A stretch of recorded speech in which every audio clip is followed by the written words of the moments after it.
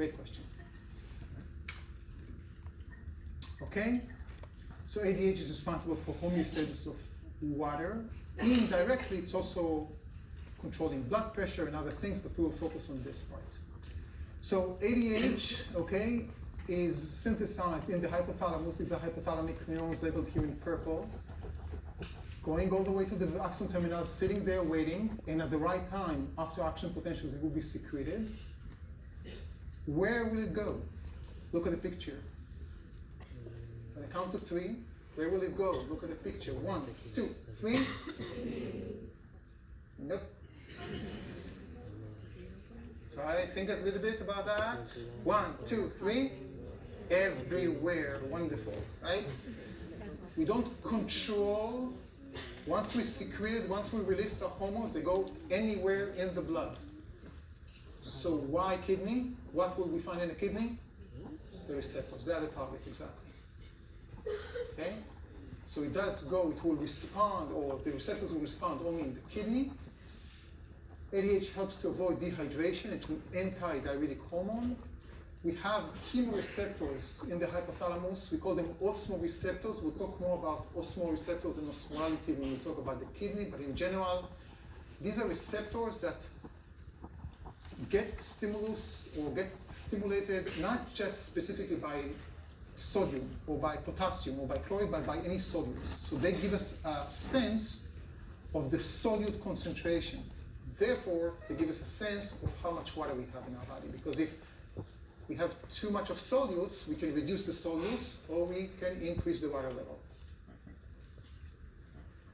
In the hypothalamus, we mentioned that we have the thirst center. So we know, okay, we are thirsty because we don't have enough water.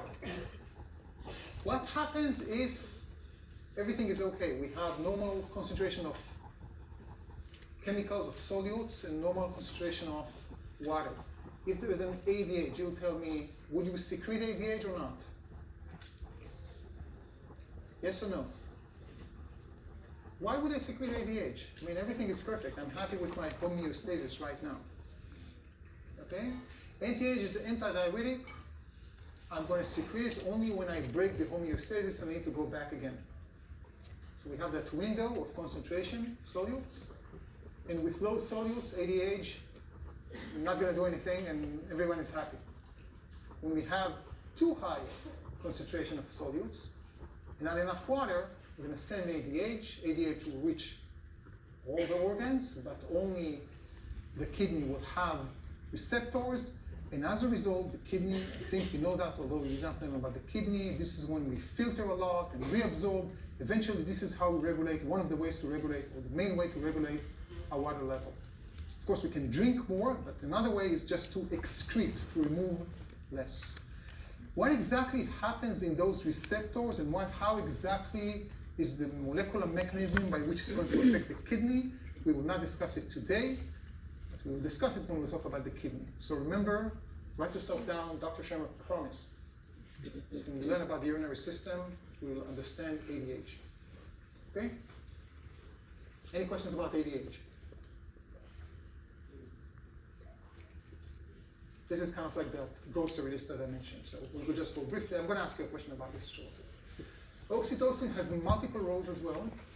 Okay? It's known as, today, sometimes it's called the hormone of love because it's involved in attraction. We will focus on its role in contraction, stimulating contraction of smooth muscles, and it's going to be very important for the reproductive system. The female is going to release, as we will learn later on, oxytocin to help the sperm by contracting the wall of the uterus, to help the sperm going up. And after we have, if everything went well, fertilization, embryo, fetus, going back, implantation, everything, when the time comes and we need to give birth, we're going to help with oxytocin, right? And this is the idea of today, that you can help woman who gives birth by providing a synthetic oxytocin that will help stimulating the contraction of the smooth muscles. Another thing that also has to do with contraction is the let-down reflex, and this is during breastfeeding.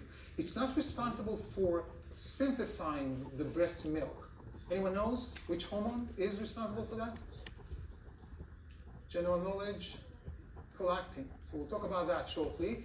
But the reflex itself, to take the letdown reflex, is going to be triggered by oxytocin. That's oxytocin. These are the two hormones. Okay?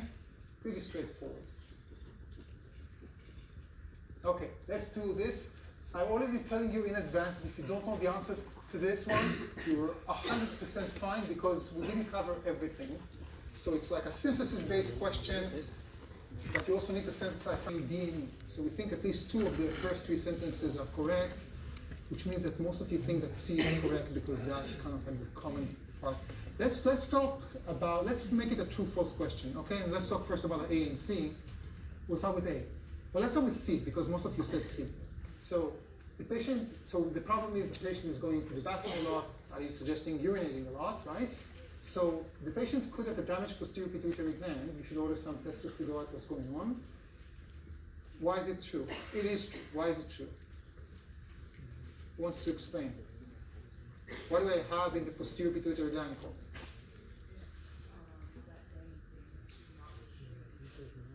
ADH. Almost there. Wonderful. I don't have, even if I have high concentration of solutes, I'm supposed to secrete ADH, I cannot. There's a damaged pituitary gland, so I do not increase the retention. Instead, there's more excretory activity, right? I lose water when I shouldn't. I'm making things worse for me. Okay, great. So A is true. C is true, sorry. What about A? Overactive osmolar receptor signal the hypothalamus to increase urine production. True, false, Andrew?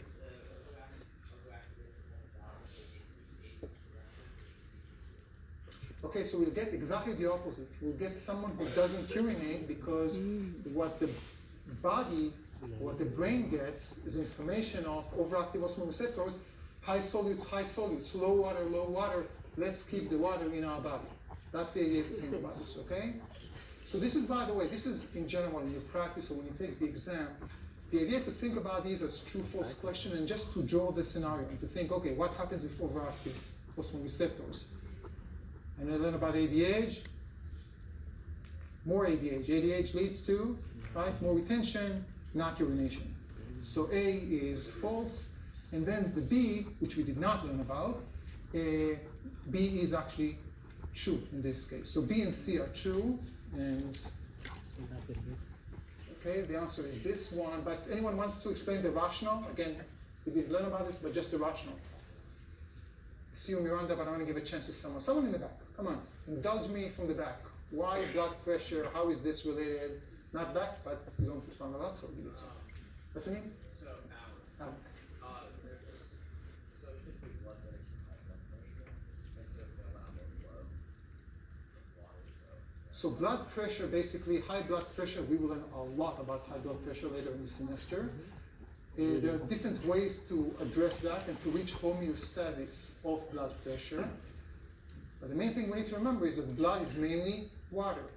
So if I remove some of the water from my body, basically there's a lower reservoir, okay, smaller reservoir I should say, and then there will be lower blood pressure. And indeed some of the drugs that try to deal with hypertension would be diuretic, not antidiuretic, but actually urinate more to remove the water. Okay? So B and C are correct. Yes?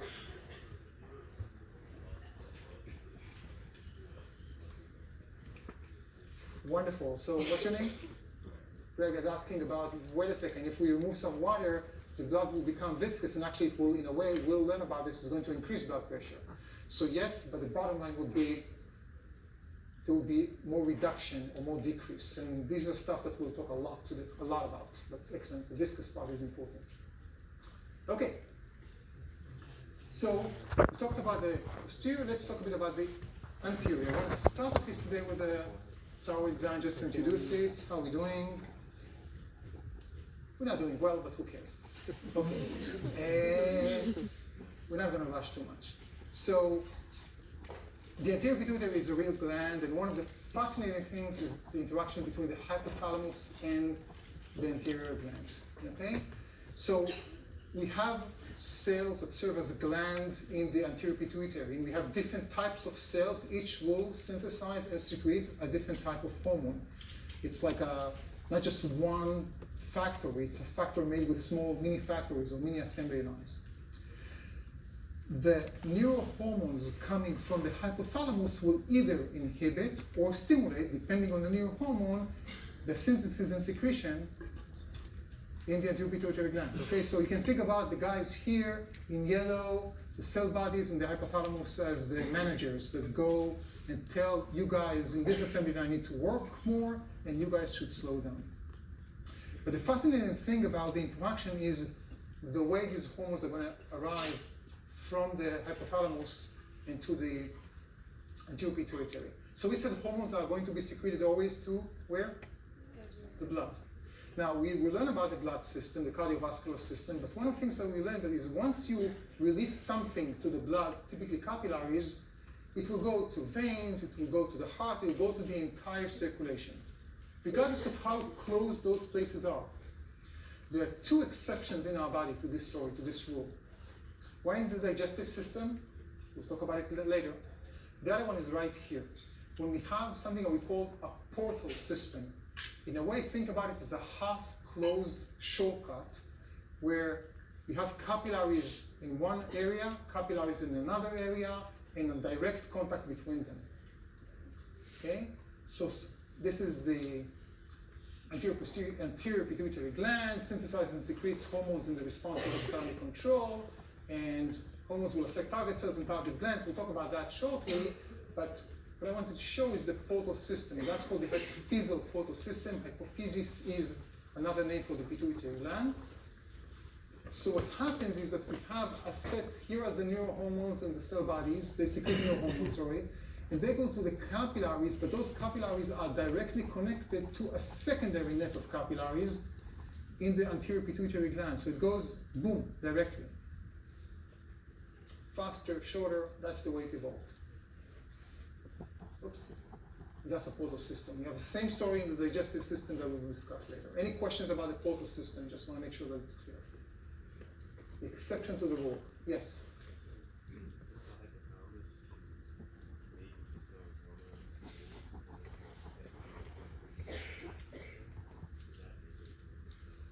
The hypothalamus, the specific nuclei in the hypothalamus that are responsible for the neurohormones are making their own hormones. Okay? Is that the question? These cell nuclei in the hypothalamus are technically neurons as well as glands. These are the uniqueness of these specific nuclei. Okay, so the anterior pituitary gland is basically secreting two types, first of all, two types of hormones. One goes to other glands, so not directly to the final effectors, but to other glands that will affect other effectors. They're called the tropic hormones. So from the anterior pituitary, these are the four highlighted tropic hormones. The TSH, okay, that stimulates the thyroid, which we're going to discuss soon. ACTH that will stimulate the adrenal cortex, which we will discuss next week. And then LH and FSH that stimulate our reproductive glands, testis or ovary. So these are the four. Again, we will talk about LH and FSH at the end of the semester. Today we'll just start with TSH or the thyroid, and we'll talk about the adrenal glands later on. As I mentioned, it's sometimes called the mother of all glands. It's not really the mother of all glands. There are other glands that are not regulated by the pituitary, but you can see the way it works. The pituitary will have, hypothalamus will affect the anterior pituitary gland, and that will affect multiple tissues through those glands. And then we have some hormones that go directly to the targets. Okay, and the two main ones, we are not the only ones, but the only ones that we will mention, prolactin that we mentioned, okay, formation of the synthesis of breast milk in the mammary gland, and growth hormone, which we're just going to say a few words about, and we'll come back to growth hormone later. GH is for growth hormone. Okay, so growth hormone is one of our major anabolic hormones. Anabolism and catabolism are two parts of what? How do we call this whole thing together? Metabolism. Metabolism is summarizing all the events that has something to do with energy. Anabolism is the breaking down of macromolecules. Sorry, catabolism is the breaking down, catabolism, the breaking down of macromolecules into smaller molecules, yielding energy, getting energy from that. Anabolism is to use that energy to build up stuff. For example, if I eat right now proteins, okay? And in my digestive system, I break down those proteins to amino acids, okay? What is that type? What do we have here? The breaking down in the digestive system, starting in my stomach, of proteins into amino acid. Is that catabolism or anabolism? That would be catabolism. Now, what happens in my muscles when I want to synthesize more proteins from amino acid that came from what I ate? The synthesis of proteins will be what? Anabolism. And growth hormone will be one of the major hormones that will basically, as you can imagine in growth, we need to synthesize to increase the body mass, to increase the muscle mass, to increase skeletal bones, and that's growth hormone. It's going to work indirectly. Yes, we can also mention it here. It's going to work directly on some target tissues. It's actually also going to work on indirectly, mainly through the liver by stimulating liver cells to secrete something that's called IGF-1. IGF stands for insulin-like growth factor 1. We have more than one, but this one is IGF-1. And IGF-1 will go to many cells and will build up, will increase anabolism. But this is not the only thing that growth hormone does. And we'll come back to the growth hormone when we talk about the bones.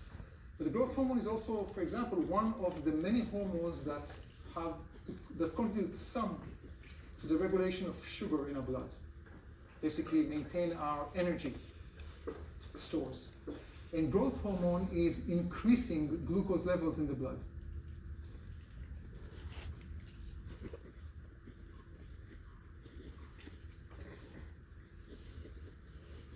Any questions? I know this is really just brief description and such, but still just to make sure. Okay, let's start to talk about our glands. We're going to talk about 3 glands. One we'll introduce today, and we'll complete that on Tuesday, and that's going to be the thyroid gland. We're going to talk about 2 glands that are under the regulation of the pituitary gland. First the thyroid gland, then the adrenal gland, and next week we're going to talk about the adrenal gland again and the pancreas that works independently. Okay? So we're starting with the thyroid gland today. This is the introduction. And these are our learning objectives, and we'll start just by describing the function, and I don't know if we'll be able to talk about how it's regulated. The reason I chose the thyroid gland first is because, in a way, it's a paradigm for how, of the axis that starts in the hypothalamus and ends in our cells at the end, and how everything is regulated. You'll see the same concept that once you understood it once, it will apply to so many other hormones. Okay, so first of all, just to describe them, the thyroid gland is found in the throat in a way. It's a butterfly-shaped 2 lobes here, highly vascularized. We need a lot of blood there. Okay, found inferior to the larynx, where you make your voice, and invoking in a way from the left and the right the trachea, our air pipe.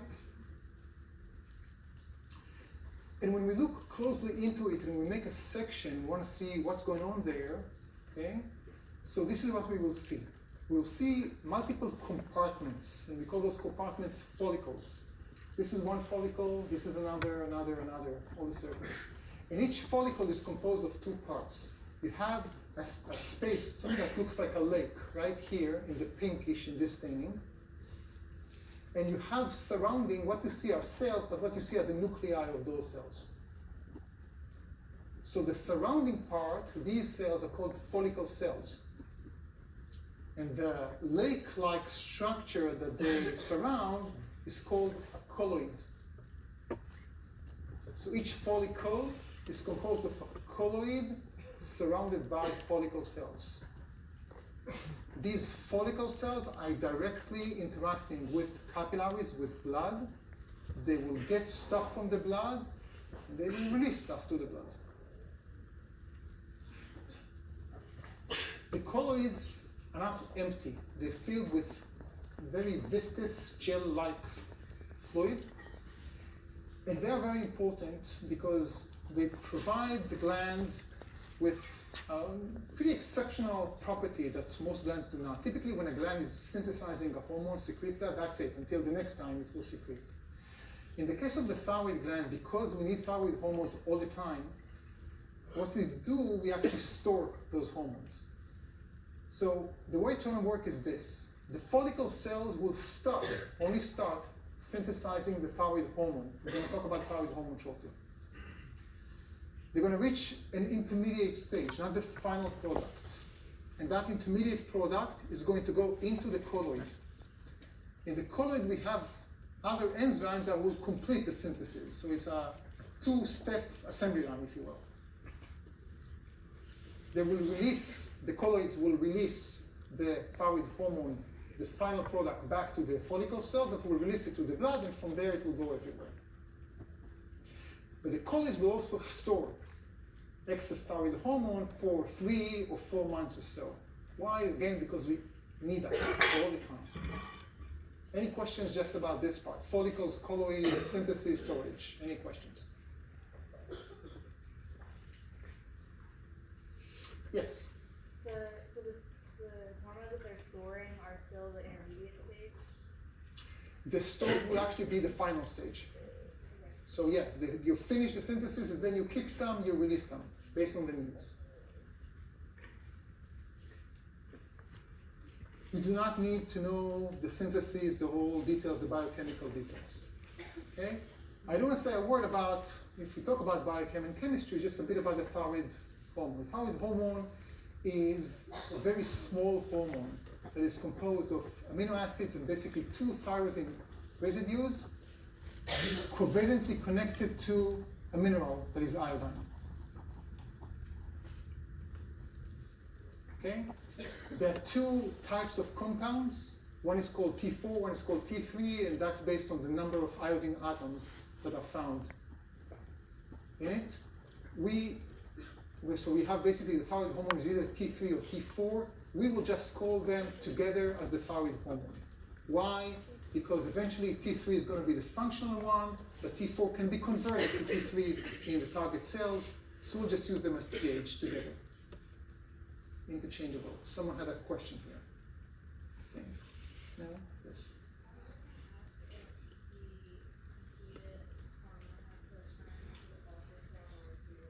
It's going to go the final product is going to go back to the follicle cells that interact with the blood, and then from there to the capillaries. So this is thyroid hormone. Now we talk about amino acids, right? I just said 2 amino acids. So is this what? Water soluble or not? Is it going to act as is it going to bind to a membrane-bound receptor, or is it going to go and bind to a nuclear or intracellular receptor? 2 amino acids. What do you think? Sounds like membrane, right? But I'm asking you a question, so probably I'm trying to trick you, which is true. It's actually going into the cell. So this is an exception. Every rule has an exception. Why? Because the thyroid hormone is so small, they can actually diffuse through the membrane, bind to intracellular receptors, and act as a transcription factor, stimulating or inhibiting different types of genes. Okay, what's the function of the thyroid hormone? It has multiple functions. As I mentioned, we need it all the time. Unlike many other hormones, in this case, not only that it goes everywhere, but it affects almost any type of organ in our body or tissue. And you can take all those functions and divide them into 2 major categories. Okay? So it affects nearly every tissue in the body. Responses vary between the target tissues. I'll start with the second one, actually. Important, but not as important, but still important. And that's growth and maturation. These are the tissues such as bone, hair, nervous tissue. When thyroid hormone is one, not the only, but one of the factors that will contribute to growth. If you lose your hair, there can be so many reasons for that, but one of the things to check would be the thyroid hormone levels. Okay? We mentioned the bones, we talked already about the growth hormone. after, the next section after the endocrine will be the skeletal. We will see how all of these work together to grow bone, basically. That's the first one, growth. But the most important, number one function of the thyroid hormone is this is the stimulator of metabolism. Okay, it's the main metabolism-related hormone. So it affects so many tissues, liver, blood, heart, so on. It increases the metabolic rate. So just a few examples of how it does it. For example, more active mitochondria. Mitochondria give us what? Guys, help me. What does it give us? Biology majors, not just biology majors. What do we have? ATP, right? We get a lot of energy. So, more metabolism, more energy. It will increase the rate of catabolism of glucose and fat and protein to yield more energy. Now you can see it's not just, it's also anabolic hormone in some other places. So it depends really on the tissue and what will be the response. But here it will increase the glucose levels in the blood. Again, one of the factors. We already mentioned the growth hormone. Now, if you lack thyroid, let's say you have a problem with thyroid gland. You don't have a thyroid gland. You lack thyroid hormone. Your metabolism rate will not be zero. You will survive. Okay? So it's not essential for metabolism, but it increases the metabolic rate. But you can imagine that if you cannot increase the metabolic rate, then going up the stairs is going to be an issue. Because you need more energy, you need more muscle work, and then you have a problem. You need to increase your metabolism. The other thing that is very important is heat production. Now we mentioned a bit heat when we talk about, even today we talked a bit about thermoreceptors and we talked about the hypothalamus. Okay? If our hypothalamus gets the information that it's too cold out there, for example, we want to not lose the temperature, right? Not lose the energy, and that will work on the skin. We'll go about the skin, how we vasoconstrict our capillaries, never mind that. But we can also warm up the body. And the way it's going to do that is very interesting. And it's partially related to the high metabolic rate. So every enzymatic process in our body is not 100% efficient, right? Some of the energy is wasted as heat. But that can also be a good thing, because if I want to warm the body up, all I need to do is to make everything work more. So one of the ways by which the thyroid hormone will increase the temperature in our body, it will go to one of our hardest working protein in our body that works all the time, and will say, work even more, or will add those workers to the membrane. Which protein is that? Sodium potassium pump, exactly. That's the way we're going to hit it up. It's going to make more sodium potassium pump, and we will continue next